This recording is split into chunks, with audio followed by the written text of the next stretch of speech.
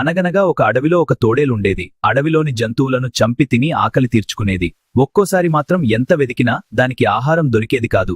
అటువంటప్పుడు అది రాత్రిపూట అందరూ నిద్రపోయే సమయంలో అడవికి దగ్గరలో ఉన్న గ్రామానికి వెళ్లి మేకలను చంపి అడవికి తెచ్చుకుని తింటూ ఉండేది. తోడేలు చేసే పనుల్ని అడవిలో ఉండే ఒక కోతి చాలా కుతూహలంగా గమనించింది. ఆ విషయం తెలుసుకున్న తోడేలు చాలా తెలివిగా తాను చేస్తున్న పనుల గురించి కోతికి గొప్పగా చెప్తుండేది. యజమానులకు తెలియకుండా మేకలను ఎలా చంపుతోందో కోతికి వర్ణించి చెప్పేది. ఆ మాటలు విన్న కోతికి తోడేలు ఊరివాళ్ల కళ్ళు కప్పి మేకల్ని ఏ విధంగా పట్టుకుంటోందో చూడాలనిపించేది. ఒకరోజు కోతి, నువ్వు ఆ గ్రామానికి లేటప్పుడు నన్ను కూడా తీసుకెళ్తావా?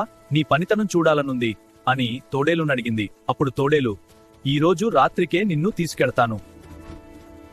తన ముచ్చట తీరబోతున్నందుకు కోతి చాలా మురిసిపోయింది. తమ ఊరిలో అప్పుడప్పుడు మేకలు మాయమవుతుండటం ఊరివారు గమనించారు. ఆ సంగతి ఏంటో తెలుసుకోవాలని కొందరు యువకులు మేకలను కాపలా కాయసాగారు. ఆ విషయం తెలియని తోడేలు కోతితో కలిసి ఆ ఊరిలో ప్రవేశించింది. మేకలను తినడానికి వాటి దగ్గరకు తోడేలు వెళ్లటాన్ని ఆ యువకులు గమనించారు. మేకలు ఎలా మాయమవుతున్నాయో వారికి అర్థమైంది. వెంటనే తోడేలుపై కర్రలతో దాడి చేశారు.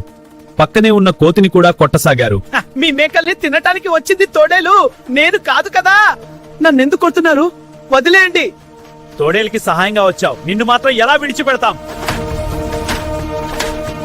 ఆ యువకులు తోడేలు వైపు తిరగగానే కోతి నెమ్మదిగా అక్కడ్నుంచి తప్పించుకొని బతుకు జీవుడా అనుకుంటూ అడవికి చేరుకుంది. ఇంకెప్పుడు ఇలాంటి బుద్ధి తక్కువ పని చేయకూడదనుకుని లెంపలు వేసుకుంది. అప్పటినుంచి అటువంటి పనులకు దూరంగా ఉండసాగింది. చెడు చేయకపోయినా చెడు చేసేవారి పక్కన ఉంటే ప్రమాదాలు తప్పవు.